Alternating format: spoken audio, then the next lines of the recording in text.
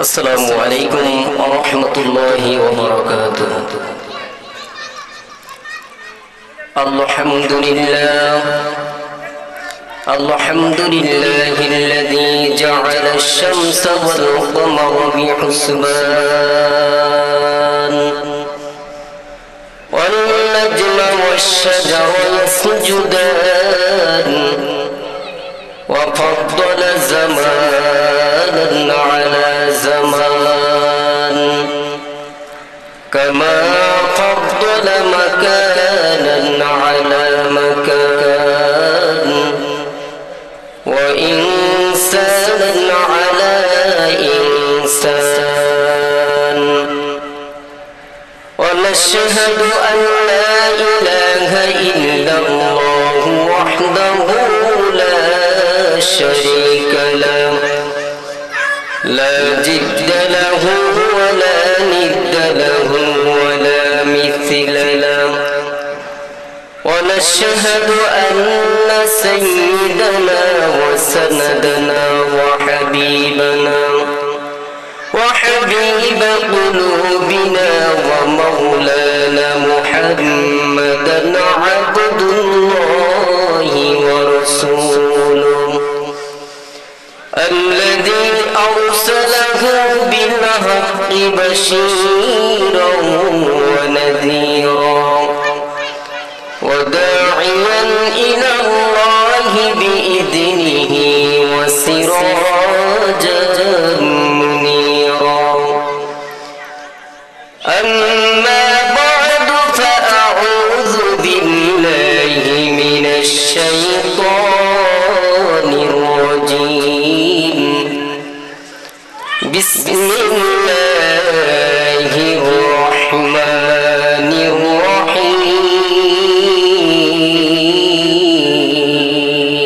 الرحيم.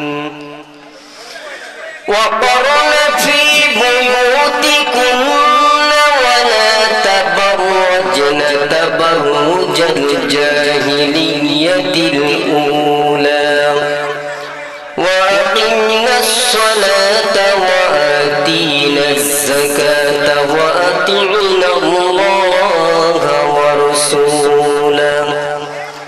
وقال تعالى إن الله وملائكته يصلون على النبي يا أيها الذين آمنوا صلوا عليه وسلموا تسليما.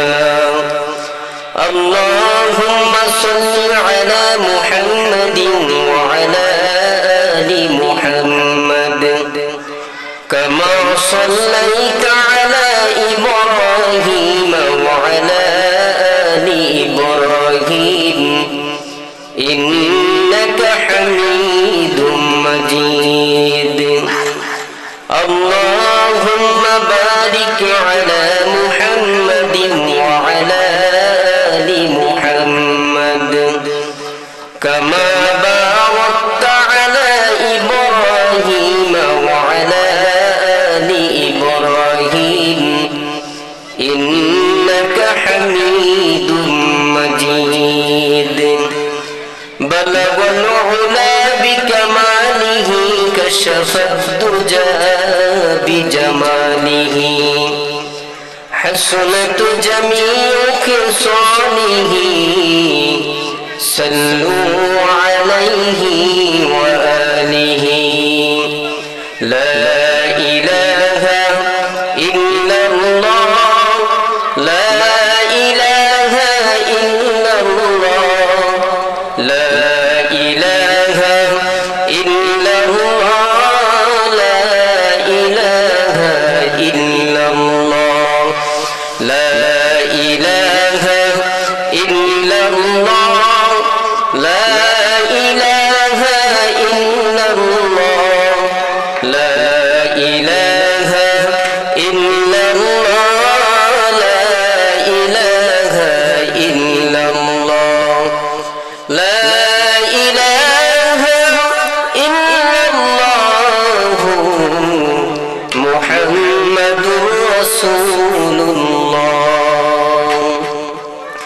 সুবহানাকা লা ইলমা লানা ইল্লা মা 'আল্লামতানা ইন্নাকা আনতাল আলিমুল হাকীম রব্বি ইশরাহ লি সাদরি ওয়া ইয়াসসির লি আমরি واحلل عقدة من لساني يفقهوا قولي رب زدني علما رب زدني علما رب يسر ولا تعسر وتمم علينا بالخير مقبول تو ہے شاجہ قابل تو بہت ہے مقبول تو ہے شاجہ قابل تو بہت ہے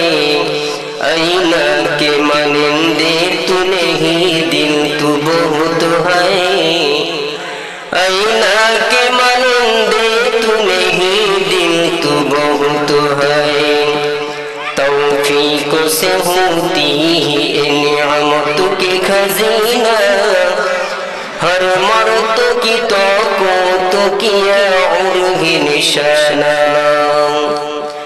تکبیر میں کلمہ میں نمازوں میں اذان میں تکبیر میں کلمہ میں نمازوں میں اذان میں آئینہ میں الہی سے ملانا میں محمد آئینہ میں الہی سے ملانا میں محمد فرماتے ہیں آدم کو مجھے خود توری میں لکھا ہوا توبہ پہ ملانا میں محمد لکھا ہوا توبہ پہ ملانا میں محمد اے میرے محبوب مطلب کا اشارہ اے میرے محبوب مطلب کا اشارہ پھر کیوں نہ ہو محبوب خدا نام محمد پھر کیوں نہ ہو محبوب خدا نام محمد الحمدللہ দরিগাঁও আয়েশা সিদ্দিকা রাদিয়াল্লাহু তাআলা আনহা মহিলা মাদ্রাসার উদ্যোগে প্রথম বার্ষিক ওয়াজ দোয়ার মাহফিলের মুহতারাম সম্মানিত সভাপতি প্রধান অতিথি বিশেষ অতিথিবৃন্দ মহান আল্লাহ রাব্বুল আলামিন দরবারে অসংখ্য অগণিত শুকরিয়া আদায় করি যে আল্লাহ রাব্বুল আলামিন দয়া করে মায়া করে মোহাব্বত করে ভালোবেসে আমাদেরকে জান্নাতের বাগানে জান্নাতের পরিবেশে বসার মতো যে আল্লাহ সুযোগ করে দিলেন মাইকের আওয়াজ অনেক দূরে চলে যাচ্ছে তো মহান আল্লাহ রাব্বুল আলামিনের দরবারে আরো শুকর যে আল্লাহ পাক রব্বুল আলামিন এই জান্নাতি পরিবেশে বসে আমরা কোরআন হাদিস শ্রবণ করব শুনব ইনশাআল্লাহ আল্লাহ রাব্বুল আলামিন আমাকে বলার আপনাদের সকলকে আমলের সাথে শ্রবণ করার মতো এবং আমল করার মতো যেন তৌফিক দান করুন চিল্লায় বলুন আমিন সম্মানিত ভাইয়েরা এই মাসটি হচ্ছে রজব মাস এই রজব মাসে আপনাকে আমাকে হায়াতের মাঝে বরকত দিয়েছেন আল্লাহ রাব্বুল আলামিন আল্লাহ তাআলা যেভাবে আপনাকে আমাকে হায়াতের মাঝে বরকত দিলেন এজন্য বেশি বেশি করে শুকরগুজার করা শুকর গুজার করলে আল্লাহ রাব্বুল আলামিন বান্দার উপর অগণিত নিয়ামত বাড়াই দেন বলেন সুবহানাল্লাহ সম্মানিত ভাইরা আল্লাহ রাব্বুল আলামিন পবিত্র কোরআনে ইরশাদ করে দিয়েছেন লা শাকারতুম লা আযীদান্নাকুম ওয়া লা কাফারতুম ইন্না আযাবি লাশাদীদ আল্লাহ রাব্বুল আলামিন বলেন আমার যে সমস্ত বান্দা বান্দি আমার নিয়ামতের শুকরগুজার করবে আমি আল্লাহ রাব্বুল আলামিন তার উপর অগণিত নিয়ামত বাড়ায়া দেব আর যে বান্দা বান্দি আমার নিয়ামত পেয়ে নিয়ামতের শুকর গুজার করবে না, অকৃতজ্ঞ প্রকাশ করবে, আমি আল্লাহ পাক রব্বুল আলামিন তার কাছ থেকে নিয়ামত ছিনিয়ে নিয়ে যাবে এবং তাকে শক্ত আযাবে গ্রেফতার করব। বলেন নাউযুবিল্লাহ। ও মুসলমান নবীর উম্মতের দল, আজকের এই মাহফিল আমাদের সকলের জন্য বড় নিয়ামত, ঠিক কিনা? এই মাহফিল আমাদের জন্য বড় নিয়ামত। ও আমার ভাইরা, বিশেষ করে এই মহল্লায় যত মুর্দিগান ঘুমিয়ে আছে অন্ধকার কবরে, আজকের এই মাহফিলের উসিলা করে আল্লাহ তাআলা কমসে কম 40 দিন পর্যন্ত তাদের গোর আযাব মাফ হয়ে যাবে। সুবহানাল্লাহ। ও মুসলমান নবীর উম্মতের দল, আজকের মাহফিল আমাদের সকলের জন্য নাজাতের জরিয়া হয়ে যায়, আমরা সবাই বলি আমিন। সম্মানিত মা বোনেরা, সম্মানিত ভাইয়েরা, আমার দিনী ভাইদেরকে দৃষ্টি আকর্ষণ করে বলব, আজকের এই মাহফিল আমাদের সকলের জন্য বড় নিয়ামত। আজকের এই মাহফিল, আজকের জান্নাতের বাগান, আগামী কালকে এই স্থানটা জান্নাতের বাগান থাকবে না, ঠিক কি না? হাদিস শরীফের ভাষ্য অনুযায়ী আল্লাহ রাসূল বলেন, যেখানে কোরআন হাদিসের বয়ান হয় সেই জায়গাটা হচ্ছে জান্নাতের একটা টুকরা, জান্নাতের বাগান, বেহেশতের বাগান। সুবহানাল্লাহ বলেন। আর আজকে এই সময়টা এখানে যতক্ষণ পর্যন্ত কোরআন হাদিসের আলোচনা চলবে, রাসূল সাল্লাল্লাহু আলাইহি ওয়াসাল্লাম বলেন এই জায়গাটা কি? বেহেশতের বাগান। সুবহানাল্লাহ। ও মুসলমান নবীর উম্মতের দল, বেহেশতের মধ্যে যারা প্রবেশ করবে তাদের কোনো ভয় নেই, চিন্তা নেই, তারা নিউট্রাল অবস্থায় সেখানে থাকবে, তাদের কোনো ভয় থাকবে না, চিন্তা থাকবে না। ঠিক তেমনি ভাবে আল্লাহ রাসূল বলছেন, যারা জান্নাতের বাগানে আসে তাদের কোনো টেনশন থাকবে না, ভয় থাকবে না। ও মুসলমান, আজকের মাহফিল আমাদের সকলের জন্য নাজাতের উসিলা হোক, এটা আমরা চাই, ঠিক কিনা? আর বিশেষ করে আমাদের পিতা মাতা, দাদা দাদি, নানা নানি অন্ধকার কবরে শুয়ে আছেন, আমাদের জন্য, আমাদের কাছে চাই, আমার আত্মীয় স্বজন, আমার ব্লাড কালেকশন যারা আছে, আমার ছেলে সন্তান, আজকে আমার জন্য মাহফিলে এসে একটু দোয়া করবে। আল্লাহ রাসূল বলছেন, দুনিয়াবাসী যখন কবরবাসীর জন্য দোয়া করে, আল্লাহর পয়গম্বর বলেছেন ওই দোয়াটা উহুদ পাহাড় সম পরিমাণ করে তার আমলনামায় পৌঁছায় দেন। জোরে বলুন সুবহানাল্লাহ। আমলনামায় পৌঁছায় দেন উহুদ পাহাড় সম পরিমাণ করে। ভাইরা, সম্মানিত মা ও বোনেরা, মৃত্যুর পর যখন মানুষ মারা যায় তখন আমলের দরজাও বন্ধ হয়ে যায়, ঠিক কি না? আমল করার সুযোগ থাকে না। এর জন্য আমরা যারা আছি, ছেলে সন্তান, আত্মীয় স্বজন যারা আছে, এদের দিকে চেয়ে আছে কবরবাসীরা, আমাদের জন্য একটু দোয়া করলে দোয়াটা আল্লাহর পয়গম্বর বলেছেন উহুদ পাহাড় সমান করে তার আমলনামায় পৌঁছে দেন। সুবহানাল্লাহ।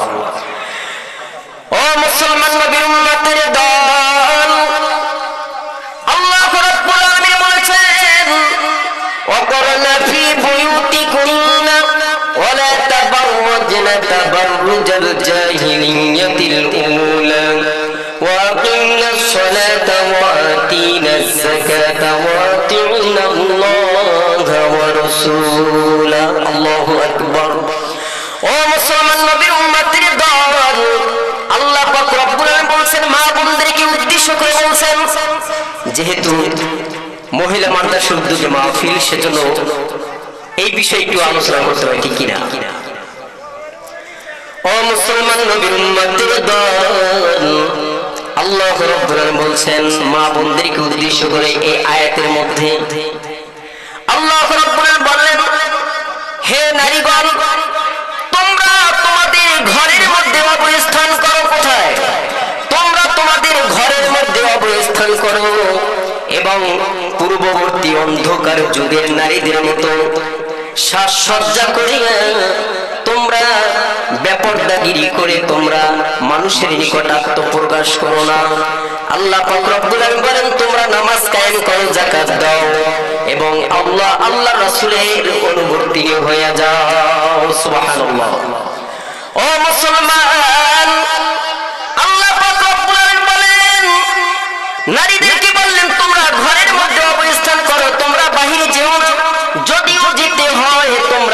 পর্দা সহকারে যাও, আল্লাহর হুকুম। দেখেন নামাজ পড়া কি ফরজ, নামাজ পড়া কি, সবাই কথা বলবেন, নামাজ পড়া কি ফরজ, যাকাত দেওয়া কি, পর্দা করা কি, হজ করা কি, সব আল্লাহর হুকুম ফরজ। এই যে নারীদেরকে বলছেন, মা বোনদেরকে দৃষ্টি আকর্ষণ করে বলছি, কোরআন হাদিস থেকে কথা বলবো ইনশাআল্লাহ। আমরা সকলে আমলের সাথে শুনবো এবং মৃত্যুর আগ পর্যন্ত জীবনের সাথে বাস্তবায়িত করবো ইনশাআল্লাহ। আল্লাহ পাক রব্বুল আলামিন আমাদের সকলকে কবুল করুন, সকলে বলুন আমিন। এখন এই আয়াতের ভিতরে কি বললেন? আল্লাহ তাআলা বললেন নারীদেরকে তোমরা তোমাদের ঘরের মধ্যে অবস্থান করো। এবং পূর্ববর্তী যুগের জাহিলিয়াতের যুগে নারীগণ যেভাবে বিপর্দায় চলাফেরা করেছে, ঠিক কিনা? আপনার ইতিহাস জানেন। আল্লাহ পাক রব্বুল আলামিন বলেন পূর্ববর্তী অন্ধকার যুগের নারীদের মতো সাজসজ্জা করিয়া তোমরা বেপর্দাগিরি করিয়া তোমরা মানুষের নিকট নিজেকে আত্মপ্রকাশ করো না। তোমরা নামাজ কায়েম করো, যাকাত দাও এবং আল্লাহর রাসূলের অনুবর্তী হয়ে যাও। এখন আমরা যারা বিবাহ শাদী করেছি আমাদের অনেক দায় দায়িত্ব, ঠিক কিনা? অনেক দায় দায়িত্ব। ভাইরা, দুনিয়াতে বেশি দিন থাকবো না, চলে যাবো, এটা আমরা সবাই জানি। মানুষ মারা যায়, দেহটা স্ট্রাকচার তার জমিনের উপরে পড়ে থাকে, ঠিক কিনা? কত জানাজার পড়েছি নামাজ, দিয়েছি কত দাফন, কত জানাজার পড়েছি নামাজ, দিয়েছি কত দাফন, কখন যেন আসে আমার তৈরি সাদা কাফন, কত জানাজার পড়েছি নামাজ, দিয়েছি কত দাফন, ঠিক কিনা? বাবার কাঁধে সন্তানের লাশ, এরপরে দুঃখজনক আর কি হতে পারে? আল্লাহ তাআলা বুঝান, আসার একটা সিরিয়াল আছে, যাবার কোনো সিরিয়াল নেই। এটা আমাদেরকে বুঝাইলেন আল্লাহ। ও বান্দারা, তোমরা বুঝো না, বুঝো, আসার একটা সিরিয়াল আল্লাহ তাআলা একটা সিস্টেম দেখাই দিলেন, যাবার কোনো সিরিয়াল নেই। এনি টাইম, যে কোনো সময় আপনার আমার হায়াতের সূর্য লাভ হয়ে যাবে, আল্লাহ তাআলা রশি টান দিবে, চলে যেতে হবে। সেই মৃত্যুর জন্য, পরকালের জন্য আমাদের সকলের প্রস্তুতি গ্রহণ করা দরকার, ঠিক কিনা বলেন? ও মুসলমান নবীর উম্মতের দল, আল্লাহর পয়গম্বর বলেছেন নারী হলো গোপনীয় জীব। কে বললেন? আল্লাহর নবী বললেন। আল্লাহর নবী বললেন নারী হলো গোপনীয় জীব, তারা যদি প্রকাশ্যে হাতে মাঠে ঘুরে বেড়ায়, তাদের দিকে শয়তান উকি ঝুঁকি মেরে তাকায়। আমার ভাইয়ের, আল্লাহর পয়গম্বর আরো বলেছেন ওই মা বোনেরা যদি, ওই নারীগণ যদি পর্দায় থাকে, আল্লাহর ঘর, আল্লাহর হুকুম মতে তারা যদি পর্দা সহকারে চলে, ঘরের মধ্যে অবস্থান করে, আল্লাহর পয়গম্বর বলেন তিনি আল্লাহ পাকের রহমতের অধিক নিকটবর্তী হয়ে যায়। সুবহানাল্লাহ। আল্লাহ রাসূল বললেন নারী হলো গোপনীয় জীব, তারা যদি প্রকাশ্যে হাতে মাঠে ঘুরে বেড়ায়, আল্লাহর পয়গম্বর কি বললেন? শয়তান তার দিকে উকি ঝুঁকি মেরে তাকায়। আর এই নারী যদি ঘরের মধ্যে অবস্থান করে, তবে আল্লাহর পয়গম্বর বলেছেন আল্লাহ পাকের রহমতের অধিক নিকটবর্তী হয়ে যায়। সুবহানাল্লাহ বলেন। মা বোনদের ওয়াজ, মা বোনদের অনেক, পুরুষের চেয়ে মা বোনরা জান্নাতে আগে যেতে পারবে, কারণ মা বোনেরা অনেক আমল করে, অনেক নামাজ পড়ে।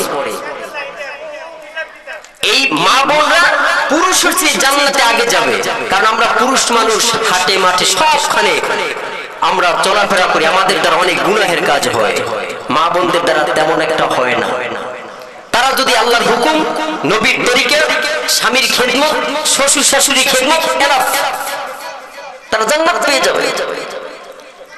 মা বোনেরা, দোয়া করি এই যে আজকের আলোচনাগুলি ফার্স্ট টু লাস্ট পর্যন্ত তারা যেন আমলগুলি শুনবে, আমল করবে, জীবনের সাথে বাস্তবায়িত করার মতো যেন তৌফিক দান করছিলেন। বলুন আমিন।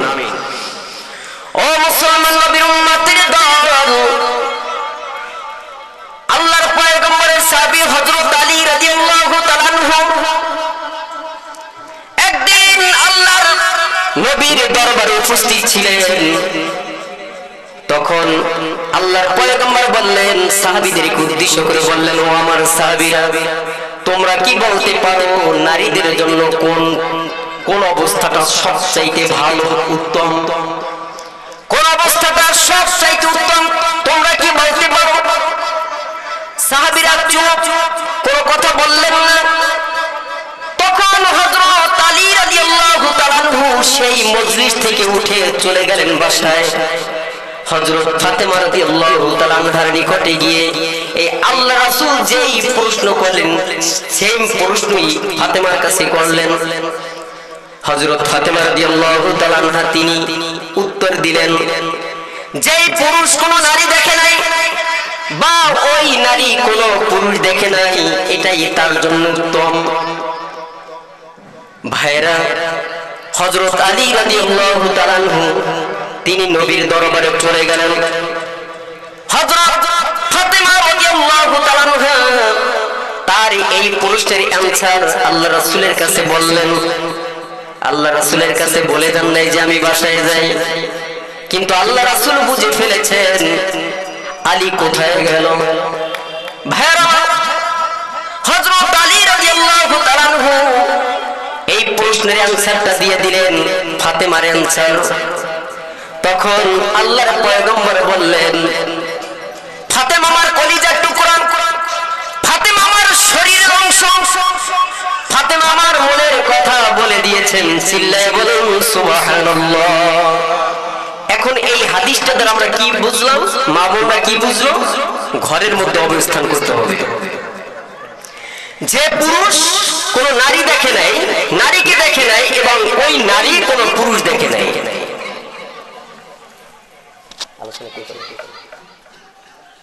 সম্মানিত ভাইয়েরা, কোন দিক দিয়ে কোন দিকে যাও, সময় সংকীর্ণ। যাই হোক, আল্লাহ রাসূল সংক্ষেপে আরেকটি হাদিস বলে যাই। আল্লাহর পয়গম্বর বললেন, তোমরা বেগানা নারীদের নিকট তোমরা প্রবেশ করো না। আমাদেরকে বললেন আল্লাহ রাসূল, তোমরা বেগানা স্ত্রী নিকট তোমরা প্রবেশ করো না। তখন একজন আনসারী বললেন, একজন সাহাবী বললেন, ইয়া রাসূলুল্লাহ, ইয়া হাবিবাল্লাহ, দেবর সম্পর্কে আপনার কি অভিমত? দেবর বুঝেন তো, এই দেবর সম্পর্কে কি অভিমত? তখন আল্লাহর পয়গম্বর বললেন, দেবর ইত্যাদি হলো মৃত্যুর সমতুল্য। মৃত্যুর সমতুল্য। এখন তো ভাবি কি দেবরকে ভাত বাইরে দেয়, ঠিক কি না? আবার দেবর সুন্দর করে খায়, আবার ভাবি একটু বাতাসও করে, আছে কি নাই? এই অবস্থা করা যাবে? যাবে না। মা বোনেরা, আল্লাহ রাসূলের হাদিসে কি বলছেন আর আমরা কি করি? ও আল্লাহ রে, আল্লাহ রে, কোন দুনিয়ায় পাঠাইলা আমারে। ও আল্লাহ রে, আল্লাহ রে, কোন দুনিয়ায় পাঠাইলা আমারে।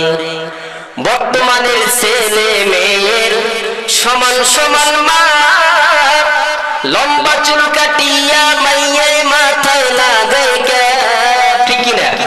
বর্তমানের ছেলে মেয়ের সমান সমান মা, লম্বা চুল কাটিয়া মাইয়ায় মাথায় লাগায় ক্যাপ। আল্লাহ রে, কোন দুনিয়ায় পাঠাইলা আমারে। ও আল্লাহ রে, আল্লাহ রে, কোন দুনিয়ায় পাঠাইলা আমারে। বর্তমানের নারী পুরুষ দেখো কি কারবার, মগাই পিছে মগি, সামনে হুন্ডার ড্রাইভার। আমার নিজ চোখে দেখেছি, বাস্তব কথা। বর্তমানের নারী পুরুষ দেখো কি কারবার, মগার পিছে মগি সামনে হুন্ডার ড্রাইভার। আল্লাহ রে কোন দুনিয়ায় পাঠাইলা আমারে, ও আল্লাহ রে আল্লাহ রে কোন দুনিয়ায় পাঠাইলা আমারে। হিন্দি গানের টান মারিয়া রাস্তা দিয়া যায়, আবার কারো সুরে সুরে বুকটা ফাইটা যায়। নাউজুবিল্লাহ বলেন। হিন্দি গানের টান মারিয়া রাস্তা দিয়া যায়, আবার কারো সুরে সুরে বুকটা ফাইটা যায়।